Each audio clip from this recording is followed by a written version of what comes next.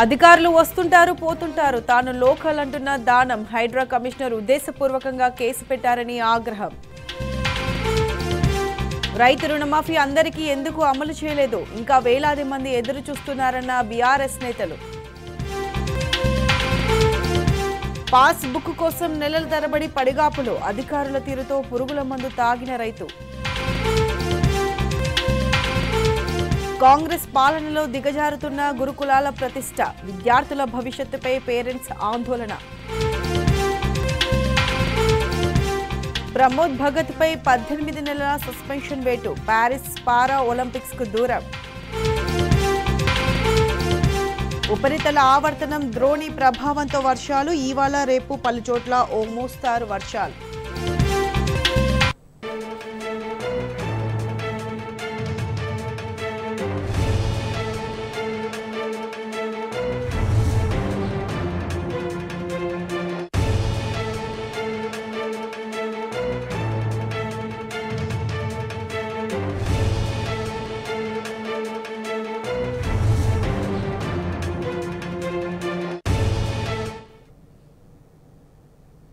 ఖమ్మం ప్రకాష్ నగర్ లో ఇద్దరు యువకులు రోడ్డుపై వీరంగం సృష్టించారు. వేగంగా బైక్ ఎందుకు నడుపుతున్నారని ప్రశ్నించినందుకు దంపతులపై దాడికి దిగారు.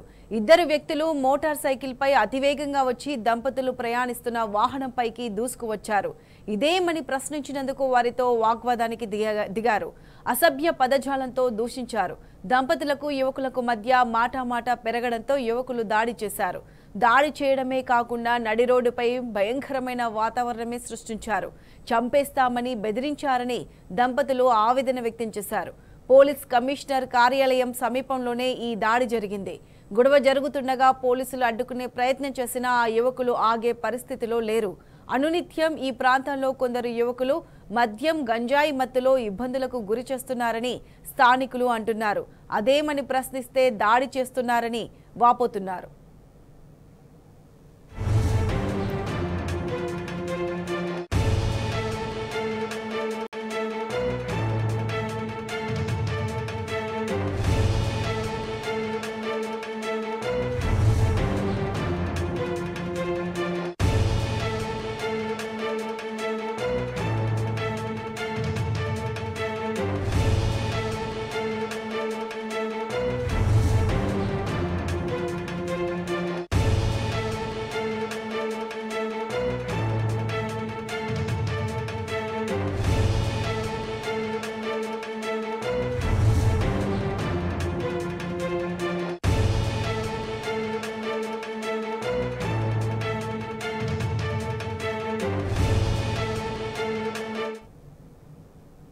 ఇక మంత్రి పొన్నం ప్రభాకర్ పై ఫైర్ అయ్యారు మాజీ ఎమ్మెల్యే పెద్ది సుదర్శన్ రెడ్డి. బీఆర్ఎస్ నేత ఎర్రోల శ్రీనివాస్ పొన్నం ప్రభాకర్ కు పరిపాలన మీద కనీస అవగాహన లేదన్నారు. రుణమాఫీ కాని రైతులు చాలా మంది ఉన్నారని చెప్పారు. వేలాది మంది రైతులు రుణమాఫీ కోసం ఎదురు చూస్తున్నారని అన్నారు. రకరకాల సమస్యలను చూపిస్తూ రైతులకు రుణమాఫీ చేస్తలేరని మండిపడ్డారు. పట్ల మంత్రివర్యులు పొన్నం ప్రభాకర్ గారు మాట్లాడిన మాటలు తీవ్రంగా ఖండిస్తున్నాము. హరీష్ రావు గారి యొక్క పని విధానాన్ని తప్పుపట్టేటువంటి అనుభవం కానీ పరిపాలన పైన పట్టు కానీ పొన్నం ప్రభాకర్ గారికి రాదు. భవిష్యత్తులో కూడా ఆయనకు వచ్చే అవకాశం కూడా లేదు. పాలనపై పట్టు రానటువంటి కాంగ్రెస్ పార్టీ ప్రభుత్వంలో మంత్రులు చిల్లర వ్యాఖ్యలకే బ్రేకింగ్ న్యూస్కే పరిమితం అవుతున్నారు. ఇవాళ రుణమాఫీ గురించి దాదాపు 75,000 కంప్లైంట్స్ ఇప్పటికే తెలంగాణ భవన్కు వచ్చినాయి. ఇంకా చాలామంది రైతులు 15 ఆగస్టు కోసం చూస్తూ ఉన్నారు. 15 ఆగస్టు తర్వాత ఈ రాష్ట్రంలో ముఖ్యమంత్రి గారి పర్యటన పల్లెల్లో ఉంటుందా డౌటే. కేబినెట్లో కొనసాగుతున్న మంత్రులు ఇంత స్వేచ్ఛగా తిరుగుతారా అనేది కూడా డౌటే. అధికార పార్టీ శాసనసభ్యులు పల్లెల్లో ఇప్పటికే లేరు కానీ రైతుల ప్రొటెస్టు తీవ్రంగా ఉందని చెప్పి పల్లెలను మర్చిపోతారు అనేది కూడా ఇవాళ ఉన్నది. 45,000 కోట్ల రూపాయలు రుణమాఫీకి అవసరం ఉంటే ఇవాళ 18,000 కోట్లతోటే మమ అనిపించేటువంటి కుట్రలు రైతులకు అర్థమవుతున్నవి. బ్యాంకుల చుట్టూ, పిఎస్సిఎస్ కార్యాలయాల చుట్టూ, డిసిసిబి బ్యాంకుల చుట్టూ, బ్రాంచ్ల చుట్టూ వేలాది మంది రైతులు రోజు తిరిగి ఆరా తీస్తూ ఉన్నారు మా రుణమాఫీ ఏమైంది అని చెప్పి. 15 ఆగస్టు తర్వాత రుణమాఫీ జరగని లక్షలాది మంది రైతులకు మద్దతుగా కేసీఆర్ గారి నాయకత్వంలో బీఆర్ఎస్ పార్టీ నిలబడుతుంది, కాంగ్రెస్ను ప్రశ్నిస్తుంది. మోసపూరిత కాంగ్రెస్ ఇచ్చినటువంటి మాట నిలబెట్టుకునేంతవరకు కూడా ఒక్క రైతు కూడా రుణమాఫీ జరగకుండా ఉన్నదంటే దానికి బీఆర్ఎస్ మద్దతు ఇస్తుంది తప్పకుండా రైతులకు అని చెప్పి ఈ సందర్భంగా మీకు తెలియడం జరుగుతూ ఉన్నది.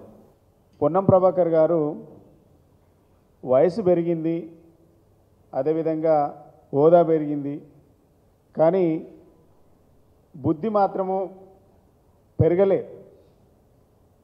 అదే వక్రీకరించి గత ప్రభుత్వాన్ని మా నాయకుడు కేసీఆర్ని తిట్టాలి, లేకుంటే హరీష్ రావు గారిని తిట్టాలి, కేటీఆర్ గారిని తిట్టాలి, మా ప్రభుత్వం పైన నిందలేయాలి, ఇలా పరిపాలన జరపాలని 8 నెలల నుంచి అదే ప్రయత్నం ముఖ్యమంత్రి మంత్రులు చేస్తూ ఉన్నారు. ఇలా మంత్రికి మేము సవాల్ చేస్తూ ఉన్నాం, నిజంగా మీకు చిత్తశుద్ధి ఉంటే, నిజంగా మీకు దమ్ముంటే మీ ఆర్టీసీలో ఎలాంటి కలెక్షన్ దందా లేదు అని, ఎలాంటి కరప్షన్ జరుగుతలేదని, మీకున్నటువంటి మంత్రి శాఖలన్నిట్లలో లేదని ఒక శ్వేతపత్రం విడుదల చేస్తారని అడుగుతా ఉన్నాం. అరే కాంగ్రెస్ పార్టీ అంటేనే కదా కలెక్షన్, కరప్షన్, కమిషన్, ఈ మూడింటికి కేర్ ఆఫ్ అడ్రస్సే కాంగ్రెస్ పార్టీ. ఈ దేశంలో ఎవరిని అడిగినా చెప్తారు, చిన్న పిల్లవాడిని అడిగినా కాంగ్రెస్ పార్టీ అంటే ఏంటిది అనేది ఎవరిని అడిగినా చెప్తారు. 75 సంవత్సరాలుగా అవినీతిని ఈ దేశానికి పరిచయం చేసిందే కాంగ్రెస్ పార్టీ. ఎందులో జరగలే అవినీతి? ఏ డిపార్ట్మెంట్ చూసినా అవినీతి కదా కాంగ్రెస్ పార్టీ హయాంలో. గల్లీ నుంచి ఢిల్లీ దాకా ప్రతి డిపార్ట్మెంట్లో, ప్రతి రాష్ట్రంలో కాంగ్రెస్ పార్టీ అధికారం రాష్ట్రంలో ఉన్న, కేంద్రంలో ఉన్న అవినీతి తప్పనిసరి. అది మ్యాండేటరీ. మీ మేనిఫెస్టోలో మ్యాండేటరీ. అది మీ పార్టీల, మీ కమిటీలనే అదో కమిట్మెంట్ అది. అందుకే ఇందు గలదందు లేదని సందేహం వలదు, ఎందెందు వెతికినా కాంగ్రెస్ అవినీతి అందందు గలదయా, అది చెప్పుకోవాలి మేము. ఖైరతాబాద్ ఎమ్మెల్యే దానం నాగేందర్ పై జూబ్లీహిల్స్ పిఎస్లో కేసు నమోదైంది. ఆయనతో పాటు మరికొందరిపై ఎన్ఫోర్స్మెంట్ అధికారులు ఫిర్యాదు చేశారు. Jubilee Hills road number 69 Nandagiri hills లో జిహెచ్ఎంసీకి చెందిన ప్రభుత్వ భూమి ప్రహరిని ఈ నెల 10న ఎమ్మెల్యే దానం నాగేందర్ సమక్షంలో గోపాల్ నాయక్, రామ్ చందర్ తదితరులు కూల్చివేశారని ఎన్ఫోర్స్మెంట్ ఇన్ఛార్జ్ పాపయ్య పోలీసులకు ఫిర్యాదు చేశారు. ప్రహరీ కూల్చివేతతో 10 లక్షల రూపాయల మేరకు నష్టం వాటిల్లిందని తన కంప్లైంట్లో ఆయన పేర్కొన్నారు. కేసు నమోదు చేసిన పోలీసులు దానం నాగేందర్ను ఏ3గా చేర్చారు. ప్రభుత్వ అధికారిపై ఎమ్మెల్యే దానం నాగేందర్ బెదిరింపులకు దిగారు. తనపై ఫిర్యాదు చేసిన జిహెచ్ఎంసీ విజిలెన్స్ కమిషనర్ రంగనాథ్ పై ఫైర్ అయ్యారు. రంగనాథ్ కు ప్రస్తుత పోస్టింగ్ ఇష్టం లేదు, అందుకే తనపై కేసు పెట్టారంటూ మండిపడ్డారు. అధికారులు వస్తూ పోతూ ఉంటారు, కానీ నేను లోకల్ అంటూ బెదిరింపులకు దిగారు. నన్ను అడ్డుకునే అధికారం ఎవరికీ లేదన్న దానం ప్రివిలేజ్ నోటీసులు ఇస్తానన్నారు. ప్రజలు ఎక్కడ సమస్య ఉన్నా పోతాను, ఇలా కాదు ఇంకా 100 కేసులు పెట్టినా నేను పోతాను. వీళ్ళ మీద, అధికారుల మీద నేను ప్రివిలేజ్ మోషన్ ఇస్తున్నా. ఎందుకంటే నా నియోజకవర్గానికి పోవద్దని చెప్పడానికి వాళ్ళు ఎవరు? వాళ్ళకి ఏం అధికారం ఉంది? కాబట్టి నేను ప్రివిలేజ్ మోషన్ కూడా ఇవ్వబోతున్నా వాళ్ళ మీద. ఎందుకంటే ఇలాగా అద్దుమీరి ప్రవర్తిస్తూ ఉన్నారు. అద్దు ఎంత ఉందో అంత పని చేసుకుంటే వాళ్ళకు మంచిది, మాకు మంచిది. ఈవీడీ ఏమంటే నీకు జీపీఏ ఇవ్వలేదు, ముఖ్యమంత్రి గారు రైట్ తీసుకొని మొత్తం హైదరాబాద్లో నీ ఇష్టం వచ్చినట్టు చేసుకోమని చెప్పలే. పార్క్ ఉంటే పార్క్ వాళ్ళని వీళ్ళు డిపార్ట్మెంట్ ఉంది, డిపార్ట్మెంట్ పిలిచి మీరు ఎందుకు ఎన్ని రోజుల నుంచి మీరు ఎందుకు తీసుకోలేదు అని వాళ్ళ మీద యాక్షన్ తీసుకోండి ముందుగాల. ఈ పార్క్ ల్యాండ్ ఎందుకు ఇట్లా వదిలేసిరని వాళ్ళని అడగాలి ముందుగాల. అవన్నీ ఏమి చేయలేదు. ఎవరో చెప్పిరంట, చెప్తే వాళ్ళు ఎవరు రా అని చెప్తే ఇక వాళ్ళ పేర్లు చెప్పాలంటే తర్వాత చెప్తా. ఎక్కడ చెప్పాలనో నేను ప్రివిలేజ్ మోషన్ నోటీస్ ఇస్తున్నా. కాబట్టి ప్రివిలేజ్ మోషన్ ఇచ్చినప్పుడు ఏ డిపార్ట్మెంట్ వాళ్ళు సోమోటోగా కేసు పెట్టించారో దాని మీద నేను మాట్లాడతాను. నేను ఆల్రెడీ ముఖ్యమంత్రి గారి ఆఫీస్కి నేను జరిగిన సంఘటన అంతా పంపించాను. తప్పకుండా దీని మీద ఎక్కడ యాక్షన్ తీసుకోవాలో అక్కడ తీసుకుంటాము. ఎందుకంటే కొంతమంది ఆఫీసర్లకు కొన్ని ఉద్యోగాలు ఇష్టం ఉండదు. ఇదంతా ఏంటంటే ఇలాంటి ఉద్యోగం ఇష్టం లేక ఇక ఇట్లాంటి పనులు చేస్తే మమ్మల్ని తీసేసి ఇంకా మంచి ఉద్యోగం ఇస్తామని ప్రయత్నం చేస్తారు. కాబట్టి ఆ ప్రయత్నంలో భాగంగా మా మీద కూడా కేసు పెట్టిర్రేమో, సంతోషమే, దాన్ని వెల్కమ్ చేస్తాం. మా మీద ఇంతకుముందు గతంలో మేము ప్రజా వ్యతిరేక విధానాలకు పోరాడినాము. అప్పుడు చేసినప్పుడు 190 కేసులు ఉండే నా మీద. ప్రజా వ్యతిరేక విధానాలు, తెలుగుదేశం పార్టీకి వ్యతిరేకంగా పోరాడినాం. ఇది కూడా ప్రజా సమస్యల మీద పోరాడుతున్నాం. ఇంకా 10 కేసులు పెట్టుకున్నా నేను భయపడను. ఇలాంటి ఆఫీసర్లు ఇంతమందిని చూసినా ఇంతమంది పోయి నా ముందుకెచ్చి నేనేం కేర్ చేసేది లేదు. హైదరాబాద్ నందగిరి హిల్స్ లోని లేఅవుట్ భూముల్లోకి కొందరు అక్రమంగా చొరబడ్డారు. తాత్కాలిక నిర్మాణాలు చేసుకుని పాన్ షాప్, కిరాణా షాపులు మరుగుదొడ్డు కొనసాగిస్తున్నట్లుగా హైడ్రా కమిషనర్ ఏవి రంగనాథ్ కు ఫిర్యాదులు వచ్చాయి. దీనిపై స్పందించిన హైడ్రా కమిషనర్ రంగనాథ్ విచారణకు ఆదేశించారు. ఈ మేరకు సంబంధిత అధికారులు క్షేత్రస్థాయిలో విచారణ జరిపి నంది హిల్స్ లేఅవుట్ భూముల్లో స్థానిక ప్రజలు చొరబడి తాత్కాలిక నిర్మాణాలు చేపట్టినట్లుగా నిర్ధారించారు. హైడ్రా కమిషనర్ ఆదేశాల మేరకు ఆర్ఎఫ్ఓ పాపయ్య నేతృత్వంలో DCP Sriram Reddy, AE Sujatha, enforcement బృందాలు నందగిరి హిల్స్ లేఅవుట్ భూముల్లో ఏర్పాటు చేసిన 17 పైగా తాత్కాలిక నిర్మాణాలను తొలగించారు.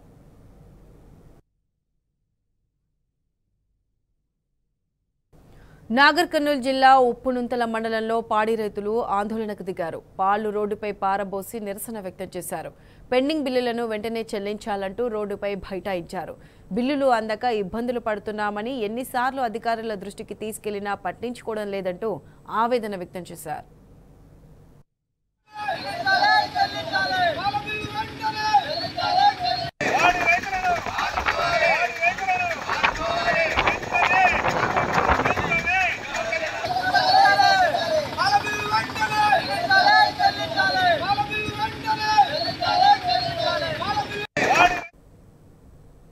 రంగారెడ్డి జిల్లాలో అవినీతి అధికారి ఏసీబీకి చిక్కాడు. జాయింట్ కలెక్టర్ భూపాల్ రెడ్డి 8 లక్షలు లంచం తీసుకుంటుండగా ఏసీబీ అధికారులు వలపన్ని పట్టుకున్నారు. అయితే జక్కిడి ముత్యం రెడ్డి అనే వ్యక్తి ధరణిలోనే నిషేధిత భూముల నుంచి తన 14 గుంటలను తొలగించాలని అధికారులను ఆశ్రయించాడు. ఇందుకు సీనియర్ అసిస్టెంట్ మధుమోహన్ రెడ్డి 8 లక్షలు డిమాండ్ చేశాడు. దీంతో బాధితుడు ఏసీబీకి సమాచారం అందించాడు.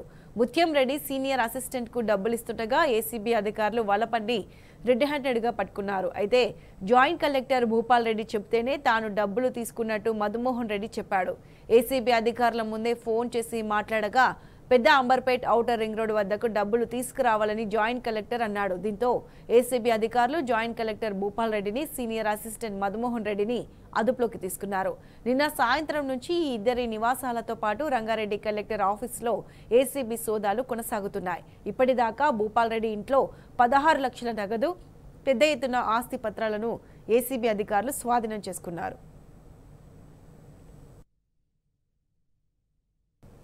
రాజన్న సిరిసిల్ల జిల్లా కేంద్రంలోని పెద్దూరు గురుకుల పాఠశాలలో ఏసీబీ అధికారులు ఆకస్మిక తనిఖీలు చేశారు. డీఎస్పీ ఉదయ్ రెడ్డి ఆధ్వర్యంలో పలు రికార్డులను పరిశీలించారు. ర్యాండమ్ సిస్టంలో భాగంగా రాష్ట్ర వ్యాప్తంగా దాడులు చేస్తున్నారు. హాస్టళ్లలో వసతులు ఎలా ఉన్నాయని అధికారులు పరిశీలిస్తున్నారు. తనిఖీలో ఫుడ్ సేఫ్టీ, లీగల్ మెట్రాలజీ అధికారులు పాల్గొన్నారు.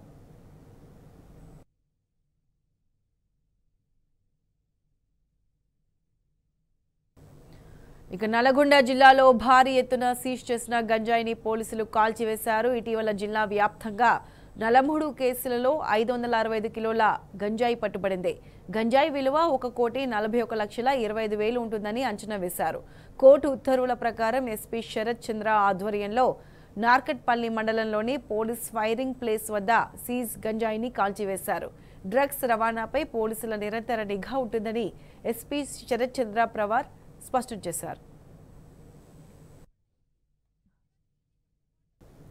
కాంగ్రెస్ సర్కార్ చేనేత కార్మికుల యోగక్షేమాలను గాలికొదిలేసింది. కొన్ని నెలలుగా పని లేక పస్తులుంటున్న వారిని పట్టించుకోలేదు. కానీ ఇప్పుడు నేత కార్మికుల పట్ల ఎంతో ప్రేమ ఉన్నట్లు మొసలు కన్నీరు కారుస్తుంది. నిల్వ ఉన్న చేనేత వస్త్రంపై ఒక నివేదిక తెప్పించుకుని కోట్ల నష్టం జరిగిందని కూని రాగాలు తీస్తుంది. గత ప్రభుత్వంపై బురద జల్లేందుకు ప్రయత్నిస్తుంది. ఇదంతా తేలిన లెక్క కాదు. కాంగ్రెస్ సర్కార్ తలతిక్క అంటున్నారు చేనేత రంగ నిపుణులు. పని పక్కన పెట్టి అభండాలకు రేవంత్ ప్రభుత్వం పరిమితమైందని ప్రతిపక్ష నేతలు మండిపడుతున్నారు.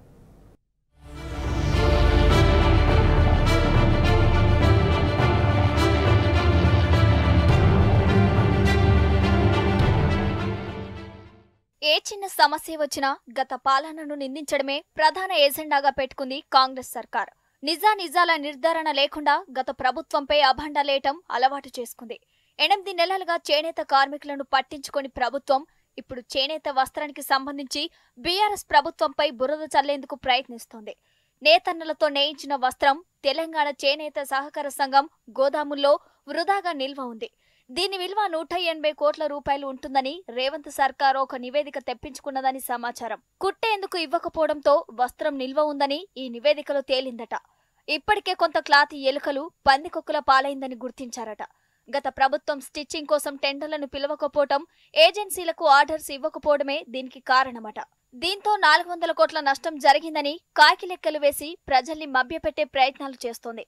ఈ విషయంలో కాంగ్రెస్ సర్కార్ సుద్దపూస అని, అసెంబ్లీ ఎన్నికల తర్వాత ప్రభుత్వం మారటం, లోక్సభ ఎన్నికలు రావడంతో తాము దృష్టి సారించలేదని చెప్తోంది.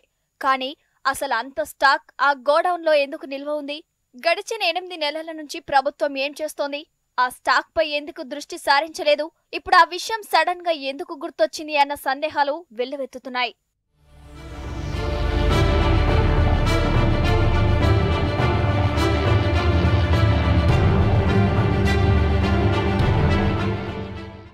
అసలు బీఆర్ఎస్ పాలనలో హ్యాండ్లూమ్ ద్వారా నేసిన వస్త్రం కొననేలేదు. కేసీఆర్, కేటీఆర్ల హయాంలో పవర్లూమ్ ద్వారా ఉత్పత్తి అయిన వస్త్రాన్నే కొనుగోలు చేశారు. సెంటీమీటర్ కూడా వేస్ట్ చేయకుండా రాజీవ్ విద్యా మిషన్, బతుకమ్మ చీరలు, క్రిస్మస్, రంజాన్ లాంటి పండుగల సందర్భంగా ఉచితంగా పంపిణీ చేయడానికి వినియోగించారు. అయినప్పటికీ ఇంత స్టాక్ నిల్వ ఉండటానికి అనేక కారణాలు ఉంటాయని చేనేత రంగ నిపుణులు అంటున్నారు. అందులో డెడ్ క్లాత్ పర్సంటేజీ ఎక్కువగా ఉంటుందనేది వాళ్ళ అంచనా. ఎందుకంటే చేనేత సహకార సంఘం ఏర్పడిన నాటి నుంచి అమ్ముడవని సరుకు పేరుకుపోయి గోడౌన్లకు చేరటం సర్వసాధారణం అన్నది చేనేత రంగ నేతల పరిశీలన. రాష్ట్రం సమైక్యంగా ఉన్న నాటి నుంచే పెద్ద ఎత్తున వస్త్రం అక్కడే పడావుల్లో పడి ఉంటుందని చెబుతున్నారు. ఇలాంటి డెడ్ స్టాక్ ను చాలా సందర్భాలలో 30% నుంచి 50% వరకు డిస్కౌంట్ ఇచ్చి సేల్ చేసే ప్రయత్నం చేస్తారు. అయినా కూడా అమ్ముడవ్వకపోతే మరో దారి లేక దాన్ని గోదాంలకు తరలిస్తారు. ఇప్పుడు ప్రభుత్వం చెబుతున్న ఈ 180 కోట్ల విలువైన నిల్వ ఉన్న వస్త్రం బహుశా ఆ తాలూకే కావచ్చు అనే అనుమానం వ్యక్తమవుతోంది.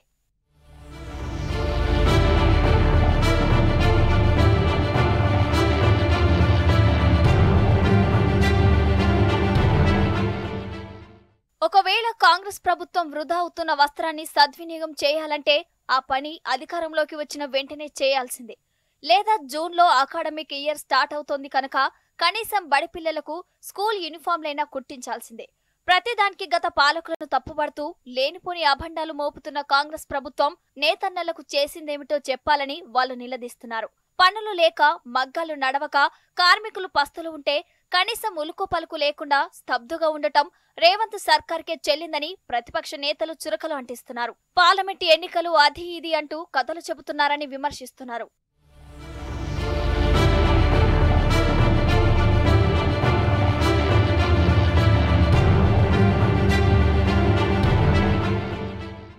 నేత కార్మికుల గతమంతా వైభవోపేతమని, కాంగ్రెస్ సర్కార్ వచ్చిన తర్వాత నేతన్నల బతుకులు మళ్లా చీకట్లో కూరుకుపోతున్నాయని బీఆర్ఎస్ నేతలు మండిపడుతున్నారు. కేసీఆర్ నేతృత్వంలో నేత కార్మికుల సంక్షేమానికి ప్రభుత్వం ఏటా 1200 కోట్లు ఖర్చు చేసిన విషయాన్ని గుర్తు చేస్తున్నారు. చేనేత మిత్ర, 5 లక్షల బీమా, చేయూత, ఆసరా, అప్పుల మాఫీ వంటి అనేక పథకాలను అమలు చేశామని గులాబీ నేతలు గుర్తు చేస్తున్నారు. సిరిసిల్లలో అప్పారెల్ పార్కు, వరంగల్లో మెగా టెక్స్టైల్ పార్కుల రూపకల్పన నేతన్నల ఉపాధి కోసం జరిపిన కృషిలో భాగమంటున్నారు. అభండాలకే కాంగ్రెస్ సర్కార్ పరిమితమైందని మండిపడుతున్నారు.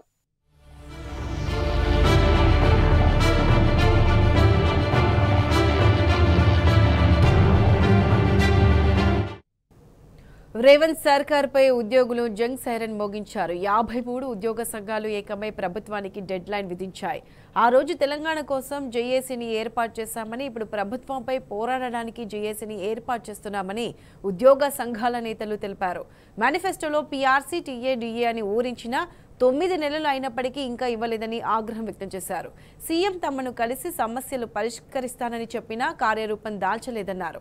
ఇప్పుడు తమను కలిసే పరిస్థితిలో సీఎం లేరని నిప్పులు చెరిగారు.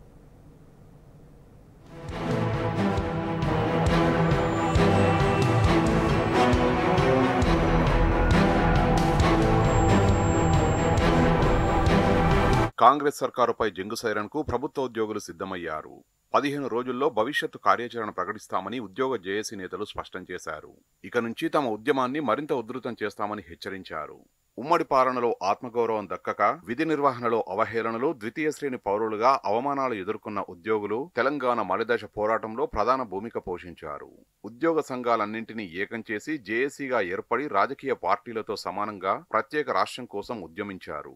పెన్షన్లు, నల్ల బ్యాడ్జీలతో నిరసనలను కొనసాగించడమే కాకుండా సకల జనుల సమ్మెలో కీలక పాత్ర పోషించారు.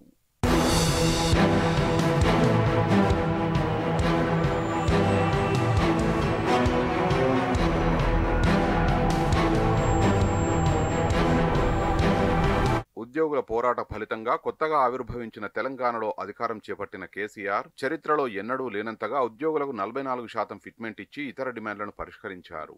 10 ఏళ్ల పాటు ఫ్రెండ్లీ గవర్నమెంట్తో పాటు స్వర్ణయుగాన్ని చూసిన ఉద్యోగులు గత ఎన్నికల్లో తమకు హామీలిచ్చి మరిచిన కాంగ్రెస్ సర్కారుపై జంగు సైరన్ మోగించేందుకు సిద్ధమయ్యారు. తమతో వెంటనే చర్చించి సమస్యలు పరిష్కరించకుంటే రేవంత్ సర్కారుతో తాడోపేడో తేల్చుకుంటామని రాష్ట్రంలోని ఉద్యోగులు, ఉపాధ్యాయులు, పెన్షనర్లు ఉద్యమానికి సిద్ధమయ్యారు.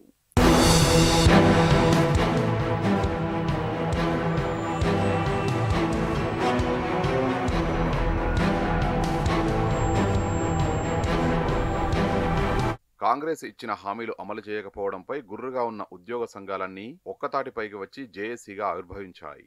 నాంపల్లిలోని టీఎన్జీఓ భవన్లో ఎంప్లాయీస్ జేఏసీ ఆవిర్భావ సమావేశం జరిగింది. గెజిటెడ్, నాన్ గెజిటెడ్ ఉద్యోగులు, టీచర్, అవుట్సోర్సింగ్, 4వ తరగతి ఉద్యోగ సంఘాలు, పెన్షనర్లకు సంబంధించిన 53 సంఘాలు సమావేశానికి హాజరై జేఏసీలో భాగస్వామ్యమయ్యాయి. ఉద్యోగులు, ఉపాధ్యాయులు, పెన్షనర్ల సమస్యలు పరిష్కరించాలని, తమకు ఇచ్చిన హామీలను నెరవేర్చాలని తెలంగాణ ఎంప్లాయీస్ జేఏసీ ప్రభుత్వాన్ని డిమాండ్ చేసింది.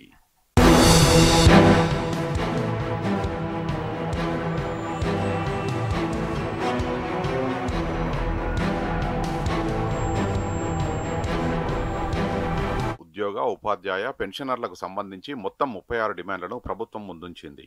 ప్రధాన డిమాండ్లలో సిపిఎస్ రద్దు చేసి పాత పెన్షన్ అమలు, 4 బకాయి డిఏలను విడుదల చేయాలన్నారు. అలాగే ఉద్యోగులందరికీ మొదటి తేదీనే జీతాలు చెల్లించాలన్నారు. ఏకీకృత సర్వీస్ రూల్స్ అమలు, ఆదాయ పన్ను పరిమితి కోసం కేంద్రంపై ఒత్తిడి తేవాలని డిమాండ్ పెట్టారు. ఉద్యోగులకు మెరుగైన ఫిట్మెంట్తో పీఆర్సీ అమలు, డిపార్ట్మెంట్ల వారీగా కారుణ్య నియామకాలు చేపట్టాలన్నారు. ఉద్యోగంలో రిటైర్డ్ అయిన వారిని విధుల్లోకి తీసుకోవద్దన్నారు. ఉద్యోగులపై ఉన్న అక్రమ కేసులు ఎత్తేయాలన్నారు. అటు కాంట్రాక్టు ఉద్యోగుల్ని వెంటనే క్రమబద్ధీకరించాలని ప్రధాన డిమాండ్ ఉంది.